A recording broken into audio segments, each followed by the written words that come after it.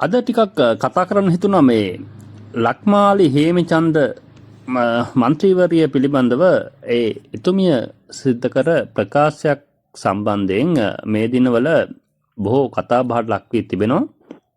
අන්න ඒක සම්බන්ධයෙන් එකන මේහිදී මූලික ප්‍රශ්නය වෙලා තියෙන්නේ ජනතා නියෝජිතවරයෙක් විදියට ඇයට මේ අධිකරණ නියෝගය පිළිබඳව දැන් අධිකරණ නියෝගයක් ලබා දී තිබීම සම්බන්ධයෙන්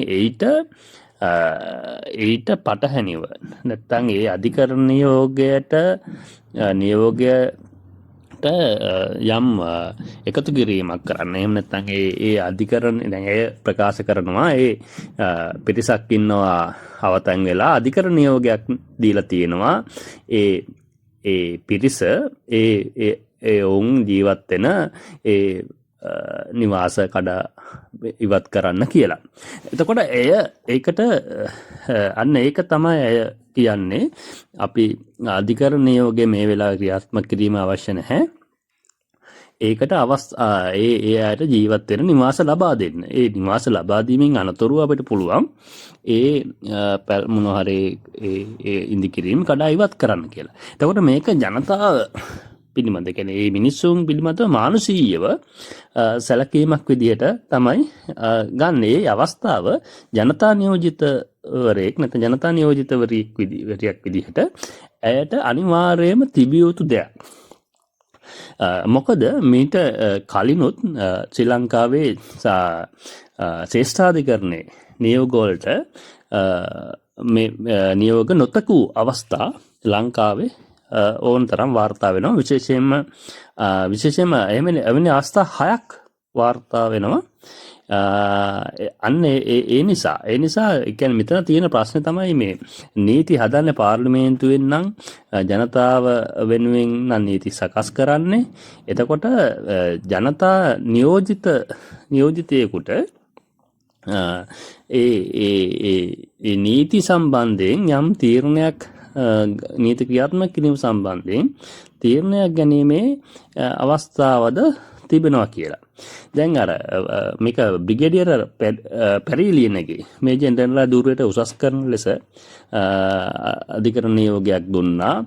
ඒ අධිකරණ නියෝගයත් ලංකාවේ ආණ්ඩුව විසින් ක්‍රියාත්මක කරේ නැහැ. ඒක එක අවස්ථාවක් මේ අධිකරණ නියෝග ක්‍රියාත්මක නොකරන ලද. ඊට පස්සේ ඔබට මතකයි අගවිනිසුරු සරත්ෙන් සිල්වාට එරෙහිව දෝෂාභියෝගයට එරෙහිව දුන්න අධිකරණ තීන්දුවක් තිබ්බා 2001 වසරේදී. එයත් ක්‍රියාත්මක කරේ නැහැ. ඊට පස්සේ පෙට්‍රල් අඩු කිරීම මේක ටිකක් ප්‍රසිද්ධම අධිකරණ බොහොම කතාබහට ලක්වෙච්ච අධිකරණ නියෝගයක් මේ ඒ කාලේ 2008 වසරේදී පෙට්‍රල් මිල අඩු කරන්න කියලා අධිකරණයෙන් නියෝගයක් දුන්නා. ඒ සරත්යන් සිල්ලා අගවිනිසුරුවරයාගේ ප්‍රධානත්වයෙන් මේක තාම ආందోලනාත්මකව කතා කරන සිද්ධියක් මේක. එතකොට මේ අගවිනිසුරු සරත්යන් සිල්ලා ප්‍රධානත්වයෙන් යුත් ත්‍රිබුද්ගල ශ්‍රේෂ්ඨාධිකරණ විසුණු මඳුල්ලක් ඉදිරියේ පවත්වපු පෙත්සමක් විභාගයට අරගෙන පෙට්‍රල් මිල අඩු කරන්න කියලා නියෝගයක් නිකුත් කරා. නමුත් ඒක ක්‍රියාත්මක කිරීමට ක්‍රියාත්මක කළේ නැහැ එවක රජයේ මුදල් අමාත්‍යාංශය. එතකොට ඒකත් එක අවස්ථාවක්. ඊට පස්සේ අගවිනිසුරු සිරානි බණ්ඩාරනායකට එරෙහිව දෝෂාභියෝග චෝදනා විභාග කළ කමිටුවේ වාර්තාව බල රහිත කරමින් දුන්න තීන්දුවත් ප්‍රතික්ෂේප කරා 2012 වසරේදී. එයත් මේ අධිකරණ තීන්දුවක් මෙවැනි ඒකට උදාහරණයක්. ඊට පස්සේ පළාත් පාලන ඡන්ද විමසීම පැවැත්වීම සඳහා වෙන් කළ මුදල් රඳවා ගැනීම වළක්වාලමින් නිකුත් කළ තහනම් නියෝගය ප්‍රතික්ෂේප කරා. 2023 ඉතාම මෑතක 2023 වසරේ මාර්තු 9 වනදා පැවැත්වූ නියමිත වූ පළාත් පාලන ඡන්ද විමසීමට අදාළව අයවැය යෝජනා තුලින් වෙන් කර තිබූ මුදල් ප්‍රතිබන්ධ තවදුරටත් රඳවා ගැනීම වළක්වාලමින් එම වසරේ මාර්තු මාස 3 වෙනිදා ශ්‍රේෂ්ඨාධිකරණ විසින් අතුරු තහනම් නියෝග නිකුත් කරා. පළාත් පාලන ඡන්ද විමසීම කල්දැවීමට රාජ්‍යයෙන් තිබෙන තීරණ අභියෝග කරමින් සමග ජන බලවේගයේ මහලේකම් රංජිත් මද්දුම් බණ්ඩාර ඉදිරිපත් කළ මූලික අයිතිකාංශ පෙත්තුමා විභාගයට ගැනීමට අවසර දෙමින් ශ්‍රේෂ්ඨාධිකරණය මේ නියෝගය නිකුත් කළා. එම පෙත්සම දීර්ඝ ලෙස කරුණු සලකා බැලූ ශ්‍රේෂ්ඨාධිකරණය ඒ විභාගයට ගැනීමට අවසර දීම පළාත් පාලන ඡන්ද විමසීම පැවැත්වීම සඳහා අයවැයතුලින් වෙන් කර තිබෙන මුදල් ප්‍රතිපදාන තවදුරටත් රඳවා ගැනීම වළක්වා ලැබීම. මුදල් අමාත්‍යාංශ ලේකම්වරයා වෙත අතුරුතහන් නිකුත් කළා. ඒත් එම අතුරු නියෝගය රාජ්‍ය විසින් ක්‍රියාත්මක කළේ නැහැ.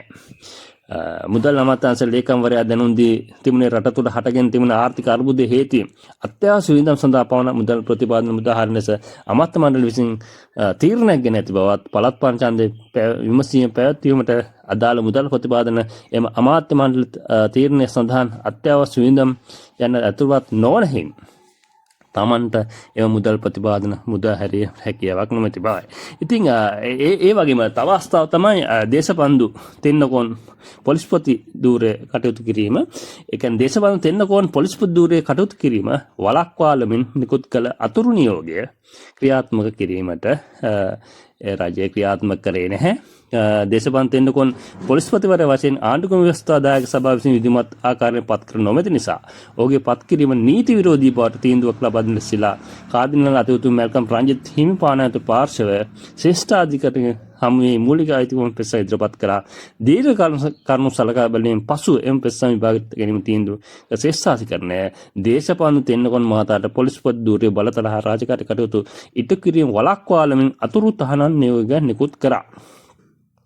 මෙම අතුරු තහනම් නියෝගයේ හේතුවෙන් පොලිස්පතිය රාජකාරී කටයුතු ආවරණය කිරීම සඳහා සුදුකාන් ලෙස ජ්‍යෙෂ්ඨ නියෝජ්‍ය පොලිස්පතිවරයෙකු වැඩ බලන පොලිස්පතිවරයෙකු ලෙස පත් කිරීම ජනාධිපතිවරයාට හැකියාව තිබෙන බැවින් එම නඩු තීන්දුව සඳහන් වුණා. එහෙත් රජය වෙනුවෙන් පාර්ලිමේන්තුවේදී ප්‍රකාශයක් සිදු කළ අමාත්‍ය දිනේෂ් ගුණවර්ධන ශ්‍රේෂ්ඨාධිකරණයේ එම තීරණය රජය විසින් පිළි නොගන්නා බව සඳහන් කළා. එවන මේ ප්‍රධාන අවස්ථා 6ක්. එතකොට මෙන්න මේ අවස්ථා 6දිම